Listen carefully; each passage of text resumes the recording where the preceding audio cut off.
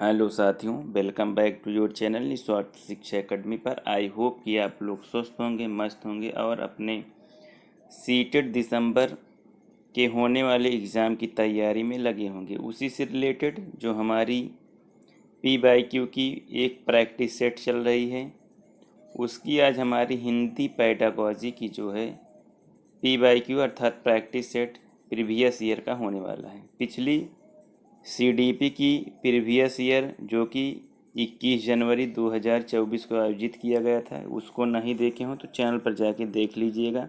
बहुत ही अच्छा विश्लेषण मेरे द्वारा किया गया है और आपको इससे यहाँ पे अंदाज़ा लग जाएगा कि किस प्रकार के क्वेश्चन आपसे यहाँ पे जो है CDP में, आपके हिंदी सब्जेक्ट में, SST में, EVS में किस प्रकार के जो है क्वेश्चन यहाँ पे पूछे जाते हैं, जिससे आप एग्ज़ाम हॉल में बैठेंगे तो आपको यहाँ पे क्वेश्चन करने में जो है यहाँ पे आसानी होगी। तो चलिए इसी के साथ स्टार्ट करते हैं। चैनल पर नए हो तो चैनल को सब्सक्राइब कर लीजिए, जिससे आपको समय समय पर नोटिफिकेशन मिलता रहे और आप एक अच्छे स्कोर से जो है यहाँ पे सीटेट क्वालिफाइड कर पाएँ। तो चलिए स्टार्ट करते हैं। पहला प्रश्न देखते हैं हिंदी पेडागॉजी की।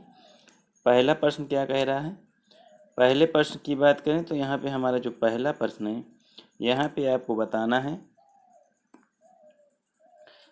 आपको बताना है कि नीचे दिया गया अधिगम कार्य शिक्षार्थियों को भिन्न भिन्न समूहों में करने के लिए दिया गया। पता लगाएं कि शब्द संपदा के अधिगम को इस गतिविधि को किस रूप में जाना जाएगा।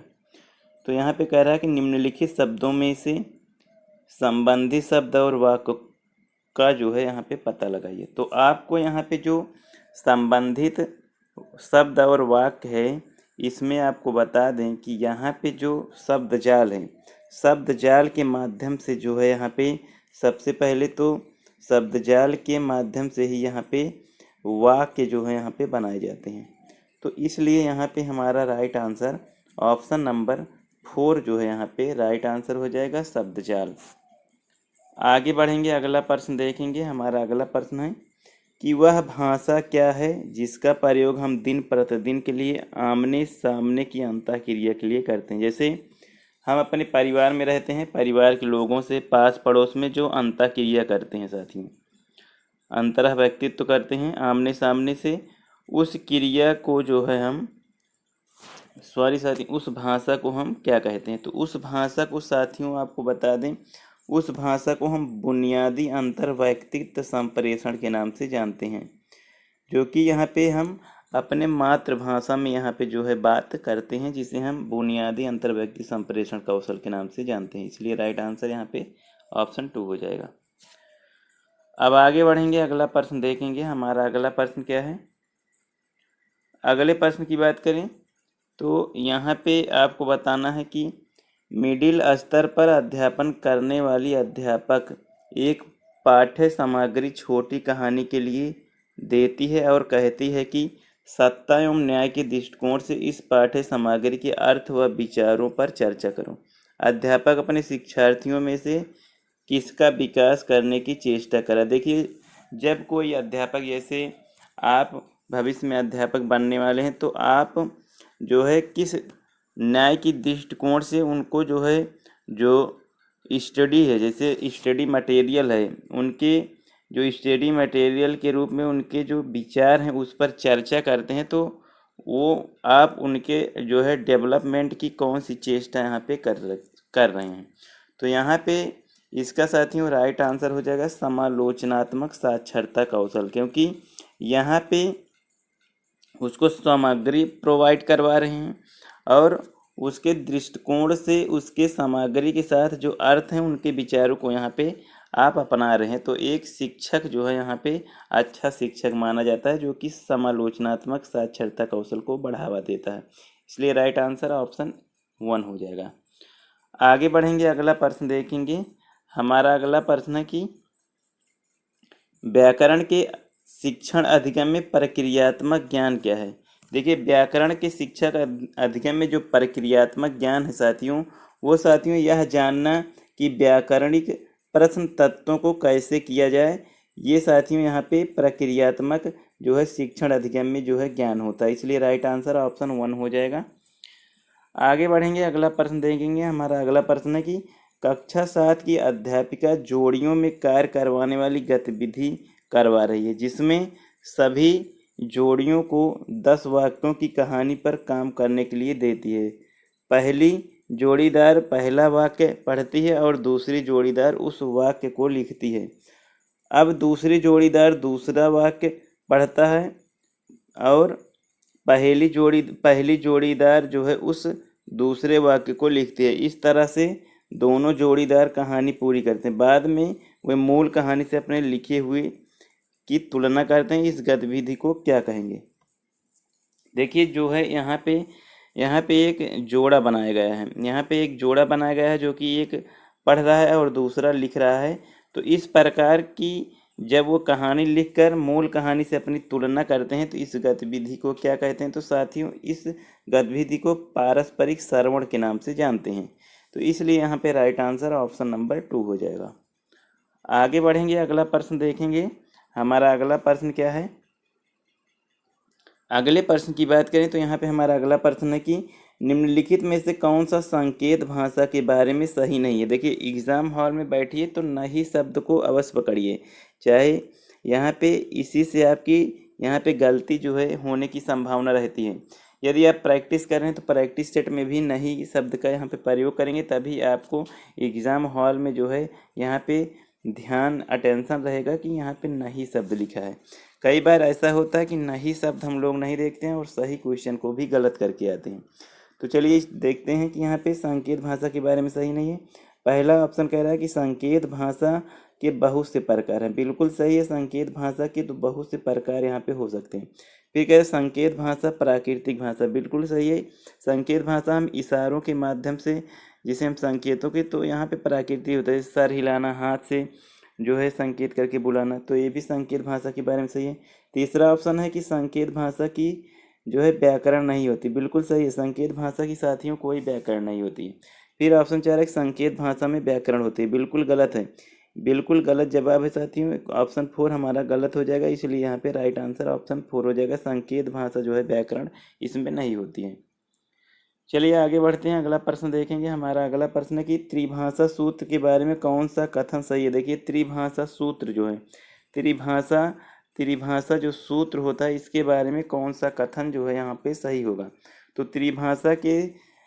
त्रिभाषा सूत्र के बारे में साथियों सही होगा कि मातृभाषा, घर की भाषा, अंग्रेजी प्रथम भाषा के रूप में यहाँ पे जानी जाती है। तो इसलिए यहाँ पे राइट आंसर ऑप्शन नंबर 4 हो जाएगा। आगे बढ़ेंगे, अगला प्रश्न देखेंगे। हमारा अगला प्रश्न क्या कह रहा है? हमारा अगला प्रश्न है कि उपचारात्मक शिक्षण किसके लिए है। देखिए, उपचारात्मक शिक्षण किसके लिए यहाँ पे बनाया जाता है। तो उपचारात्मक शिक्षण जो होता है वो साथियों, उपचारात्मक शिक्षण जो है साथियों उन शिक्षार्थियों के लिए किया जाता है जो साथियों शिक्षार्थियों और अध्यापकों के लिए जो भाषा की परीक्षा में अधिक अंक लाना चाहते हैं। तो इसमें जो है यहाँ पे सॉरी साथियों, उपचारात्मक शिक्षण जो है यहाँ पे ऑप्शन नंबर 3 हो जाएगा। उन शिक्षार्थियों और अध्यापकों के लिए जिन्हें अपने शिक्षण अधिगम युक्तियों को समझने और बदलने सुधार लाने की ज़रूरत होती है, उनके लिए ये उपचारात्मक शिक्षण किया जाता है। इसलिए राइट आंसर ऑप्शन 3 हो जाएगा। आगे बढ़ेंगे, अगला प्रश्न देखेंगे। हमारा अगला प्रश्न क्या है? अगला प्रश्न कह रहा है कि शिक्षण की वह विधि जिसमें अध्यापक और 4 शिक्षार्थी विभिन्न भूमिकाओं के साथ एक सहयोगात्मक अधिगम समूह का गठन करते हैं। पाठ्य वस्तु की विषय वस्तु पर संवाद किया जाता है, जिससे समीपस्थ विकास का क्षेत्र सृजित होता है और परिणामतः पठन बोध में सुधार होता है। इस विधि को क्या कहते हैं? तो इस जो ये विधि है जिसमें सहयोगात्मक अधिगम समूह का पठन करते हैं और संवाद किया जाता है, तो ये विधि साथियों एक मॉडल पठन है। इसलिए यहाँ पर राइट आंसर ऑप्शन 4 हो जाएगा। देखिए साथियों, आप लोग को कि जो 4 ऑप्शन दिए इनमें से लग रहा होगा कि यहाँ पे कुछ गलत क्वेश्चन मेरे द्वारा करवाया जाए, लेकिन जो सीटेट की साथियों यहाँ पे ऑफिशियल आंसर की है, उसके माध्यम से एक क्वेश्चन जो है आपका सॉल्व करवाया जा रहा है, प्रीवियस ईयर क्वेश्चन। तो चलिए आगे बढ़ते हैं, अगला प्रश्न देखते हैं। हमारा अगला प्रश्न क्या है? अगले प्रश्न की बात करें, 16वें नंबर का हमारा क्वेश्चन है। यहाँ पे कह रहा है कि एक भाषा अध्यापक अंग्रेजी में कहानी सुनाती है और शिक्षार्थियों से कहती है कि उन्हें जो भी भाषा आती है उस भाषा में यह कहानी समूह में सुनाए, फिर कक्षा की सामान्य भाषा में यही कहानी सुनाए। इस शिक्षा शास्त्रीय युक्त को किस रूप में जाना जाता है? तो जो ये शिक्षा शास्त्रीय युक्त है, क्योंकि इसमें कह रहा है कि जो उसमें जो छात्र हैं क्लास में और उन छात्रों की जो जो भाषा हैं उसी उसी भाषा में उस भाषा के माध्यम से उनको अपनी अपनी कहानी जो है यहाँ पे उस कहानी को सुनाना है। तो यहाँ पे इसलिए यहाँ पे राइट आंसर ऑप्शन नंबर 2 हो जाएगा, क्योंकि वहाँ पे बहुभाषिक नीति को अपनाया गया है, क्योंकि भिन्न भिन्न क्षेत्र के छात्र जो है यहाँ पे हैं और वो अपने अपने भाषा में इस कहानी को सुनाएंगे, इसलिए यहाँ पे बहुभाषिक नीति को जो है अपनाया गया है। आगे बढ़ेंगे, अगला प्रश्न देखेंगे। हमारा अगला प्रश्न है 17वें नंबर का कि एक शिक्षार्थी किसी विशिष्ट जानकारी प्राप्त करने के लिए समाचार पत्र से समाचार पढ़ते इस पठन को क्या कहेंगे? तो देखिए, जो ये पठन कर रहा है, समाचार पत्र से जो पठन कर रही है एक शिक्षार्थी, तो इस पठन को क्या कहेंगे? तो इस पठन को, जैसे समाचार पत्र पढ़ रही है तो समाचार पत्र जो है आप लोग पढ़ते होंगे, आप लोग को पता होगा कि किस प्रकार से यहाँ पे आप लोग समाचार पत्र पढ़ते हैं। तो यहाँ पे जो है ये अध्ययन कौशल यहाँ पे किया जा रहा है, इसलिए यहाँ पे राइट आंसर ऑप्शन 4 हो जाएगा। आगे बढ़ेंगे, अगला प्रश्न देखेंगे। यहाँ पे कह रहा है अंतर्भाषिक पहचान क्या है?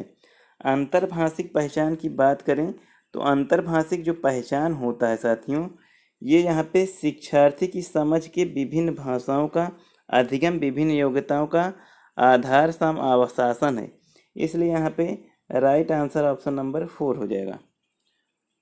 आगे बढ़ेंगे, अगला प्रश्न देखेंगे।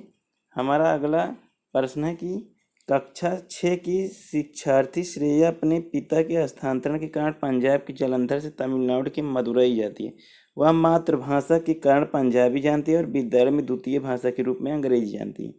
उसने अपने पड़ोसियों की मदद से तमिल बोलना और पढ़ना सीख लिया है। उसके द्वारा जानी गई भाषाओं के संदर्भ में कौन सा कथन सही है?